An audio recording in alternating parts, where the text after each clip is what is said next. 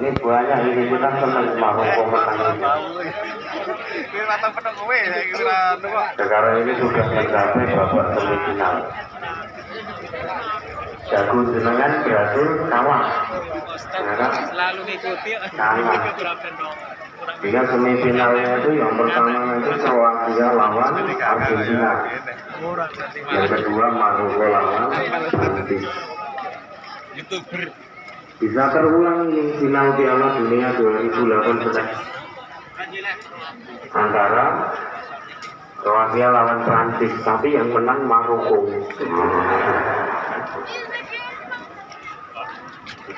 Setelah lihat Piala Dunia capek, tidur. Bagi yang istiqomah bangun malam, dia akan terbangun. Bagi yang tidak istiqomah bangun malam, dia juga bangun lihat Piala Dunia.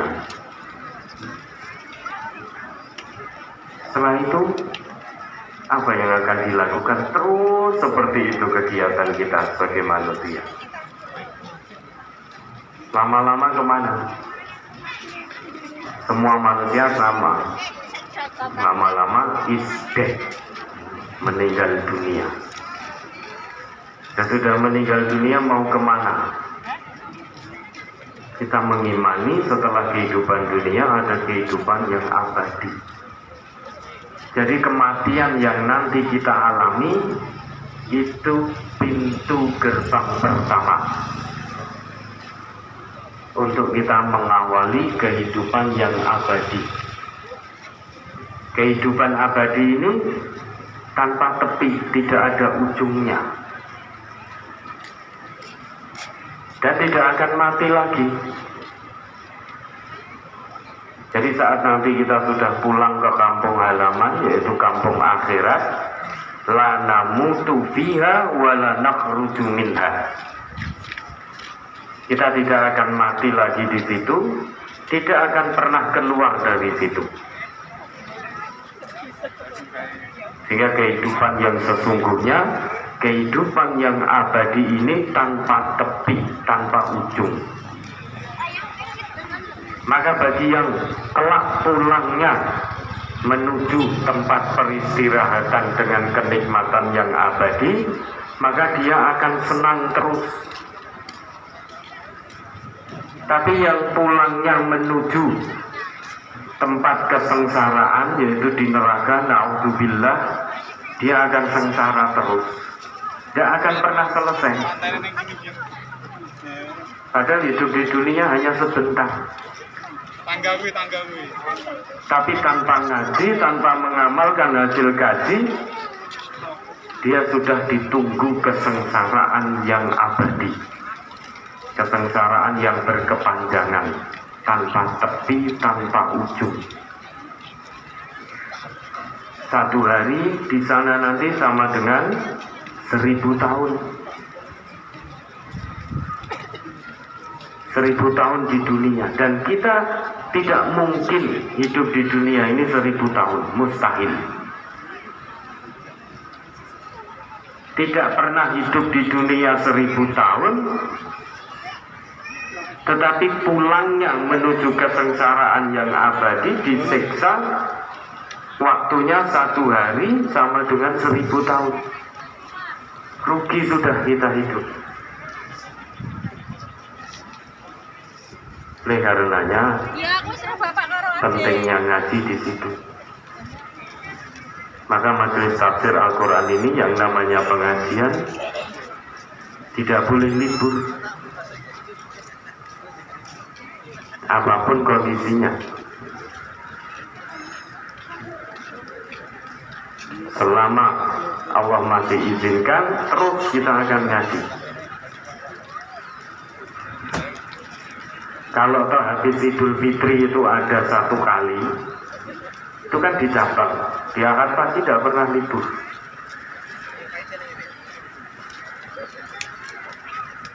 Dan 1 kali sesudah Idul Fitri itu pun kita beri kesempatan untuk silaturahim.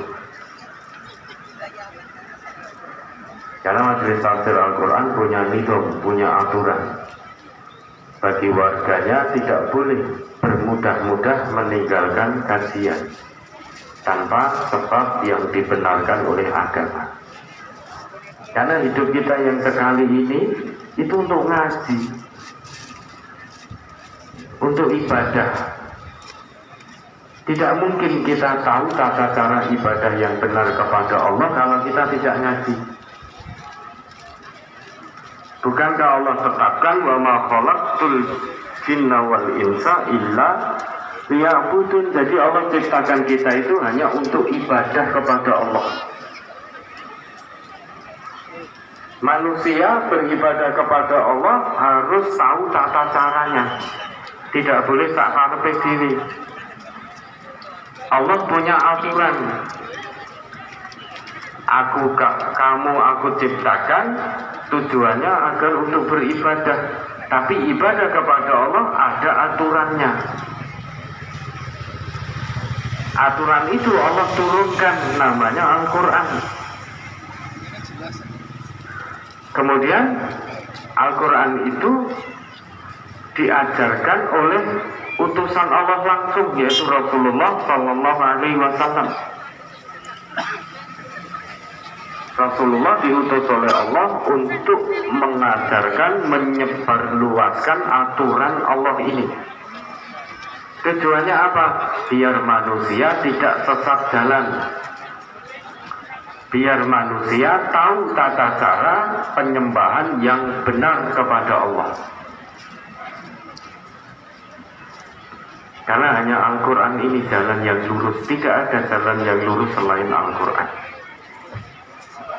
Kalau kita ingin sampai kepada Allah dengan selamat, tidak ada cara lain. Ikuti Al-Quran. Coba diingat kembali itu. Quran surat Al-An'am ayat 153.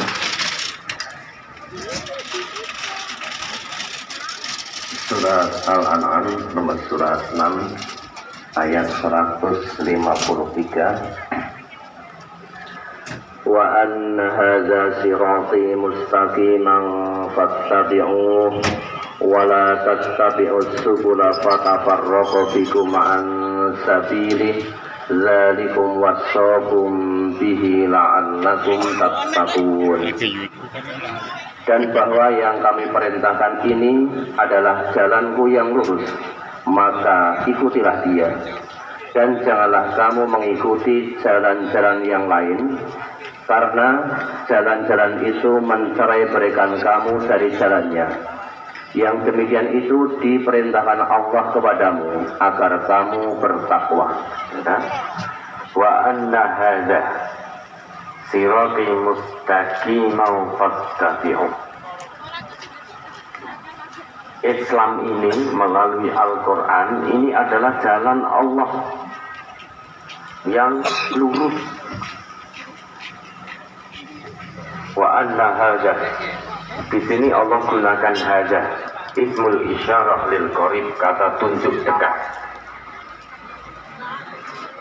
Ini mengandung makna bahwa Islam, Al-Quran itu sangat dekat di hati setiap manusia.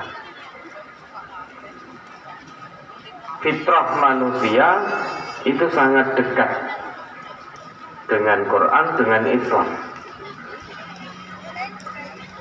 Maka menjadi aneh kalau ada manusia yang jauh dari Al-Quran, menolak Al-Quran. Lebih aneh lagi,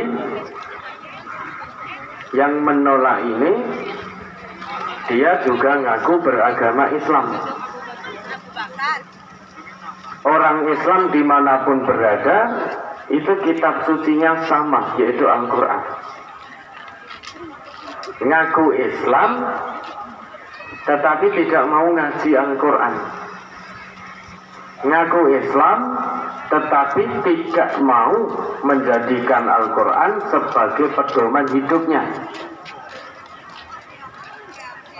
Kalau dia menolak Al-Quran, berarti dalam kehidupan yang Allah berikan ini, yang dia jadikan pedoman hidup, adalah hal lain selain Al-Quran. Dia tidak mau dengan jalan Islam, tidak mau dengan jalan Al-Quran. Kalau dia menolak, berarti dalam kehidupan ini dia menempuh jalan-jalan selain Al-Quran. Kalau yang ditempuh adalah jalan selain Al-Quran, di sini sudah ditetapkan oleh Allah, fatafarraqu bikum an sabili. Maka kamu pasti akan tergelincir dari jalan Allah. Jalan siapapun yang kamu ikuti selain Al-Quran, pasti kamu akan tersesat. Pasti akan tergelincir, akan tertipu. Sampai kepada Allah tidak selamat. Karena sejak di dunia sudah salah jalan. Maka ada toh orang ngaku Islam tapi dia korupsi. Kalau Islamnya benar, pasti dia tidak korupsi. Orang ngaku Islam tapi berzina. Kalau Islamnya benar, tentu dia tidak berzina. Orang ngaku Islam tapi menyerobot tanah atau mengambil milik orang lain. Ada orang ngaku Islam tetapi sumpah palsu, saksi palsu, membela yang bayar. Ada enggak yang seperti itu? Ada. Dan tidak sedikit, banyak temannya. Kalau Islamnya benar, dia tidak akan melakukan hal-hal yang semacam ini. Kenapa ada orang ngaku Islam kok dia korupsi? Karena yang dia tempuh bukan jalan Al-Quran, bukan jalan Islam. Maka dia tersesat dari jalan Allah. Kenapa ada orang Islam selingkuh? Karena yang dia tempuh bukan jalan Islam, bukan jalan Al-Quran, tetapi yang dia tempuh jalan setan. Selain Al-Quran, semuanya adalah jalan setan. Maka siapapun yang meniti jalannya setan pasti tersesat. Oleh karena itu ayat ini ditutup oleh Allah. Dzalikum wasaqum bihi la'allakum tattaqun. Yang demikian itu diperintahkan oleh Allah agar kita menjadi hamba-hamba Allah yang bertakwa. Menempuh jalan Al-Quran ini perintah Allah, bukan perintah manusia. Tapi langsung dari Allah yang maha menciptakan kita, yang maha memiliki kehidupan ini. Tujuannya agar hamba-hambanya tidak tersesat jalan. Tujuannya agar hamba-hambanya menjadi hamba yang bertakwa. Sehingga kelak berpulang kepada Allah menuju kebahagiaan yang abadi. Karena surganya Allah hanya Allah sediakan, siapkan khusus bagi hambanya yang bertakwa. Wa'iddat lil muttaqin. Singkatnya, tidak semua orang ngaku Islam itu mencapai derajat ketakwaan. Tidak semua orang ngaku Islam itu bertakwa kepada Allah. Belum tentu. Maka ada orang Islam yang betul-betul bertakwa, ada orang Islam yang jauh dari kata takwa. Yang namanya seorang muslim itu kan pesan Allah, la tamutunna illa wa antum muslimun. Jangan mati kecuali dalam keadaan muslim. Yang namanya muslim itu bukan hanya sebatas orang yang ngaku beragama Islam. Kalau hanya sebatas ngaku beragama Islam itu mudah.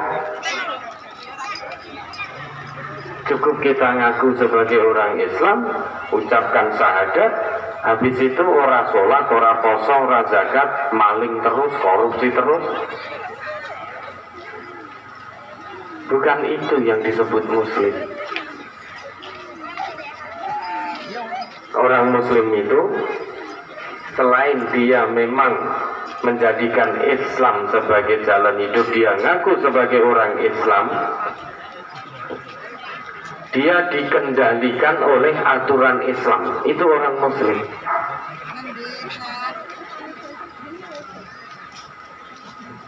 Pikirannya dikendalikan oleh Islam, matanya, penglihatannya dikendalikan oleh aturan Islam,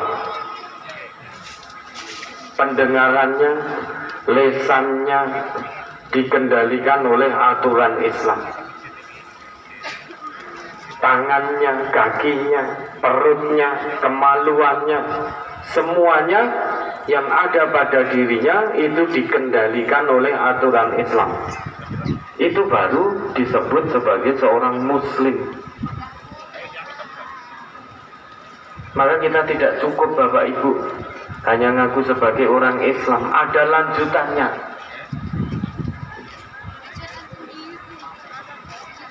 Pesan Nabi kita, kul amantu billah tsummas taqim. Katakan aku beriman kepada Allah, kemudian istiqomahlah dalam keimanan itu. Istiqomahlah dalam aturan Islam. Dan Allah juga tetapkan ini. Innal ladzina qalu rabbunallah tsumma istaqamu. Sehingga tidak cukup hanya berhenti ngaku Islam, ngaku iman. Ada lanjutannya. Istiqomah dalam keimanan, istiqomah dalam aturan Islam, sehingga hidupnya dikendalikan oleh Islam. Maka penglihatannya tidak boleh digunakan sembarangan. Penglihatannya hanya akan digunakan yang baik-baik saja, melihat yang baik-baik. Dia malu kepada Allah kalau menggunakan penglihatannya untuk melihat sesuatu yang diharamkan oleh Allah dan Rasulnya. Malu dia. Orang muslim seperti itu. Lisannya hanya akan digunakan untuk berucap yang baik-baik. Orang muslim yang sesungguhnya, dia malu kepada Allah menggunakan lisannya untuk berkata yang tidak baik. Maka lesannya semuanya dikendalikan oleh aturan Islam. Kemaluannya hanya akan digunakan di jalan-jalan yang Allah ridhoi, di jalan halal. Malu dia kepada Allah kalau kemaluannya disalurkan pada pintu-pintu haram, itu dia malu. Itu baru orang muslim.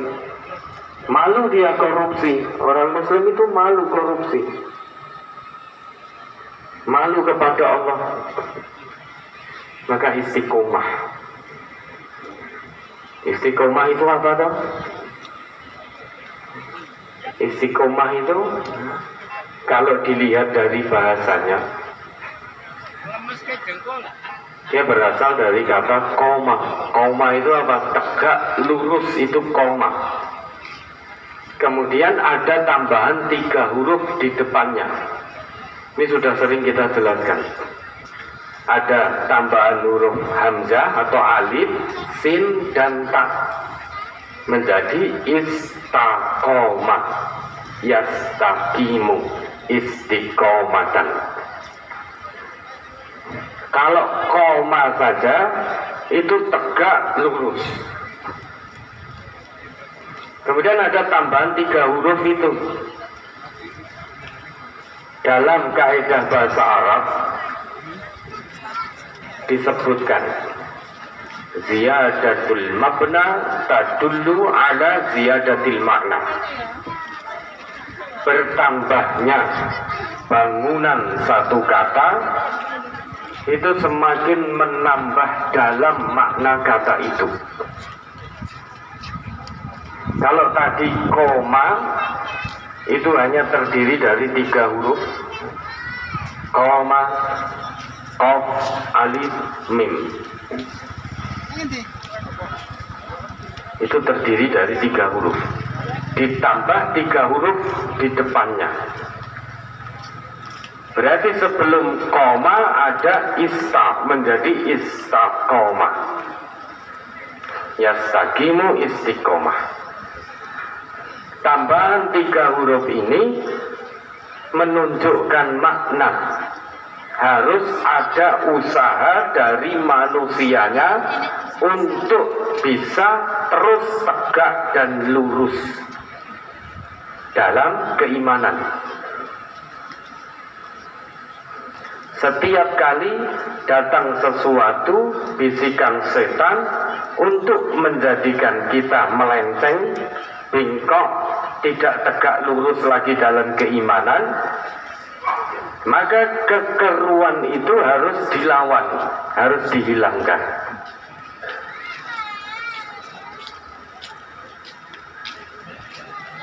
Bapak-bapak ini tiba-tiba ada perempuan cantik jelita lewat.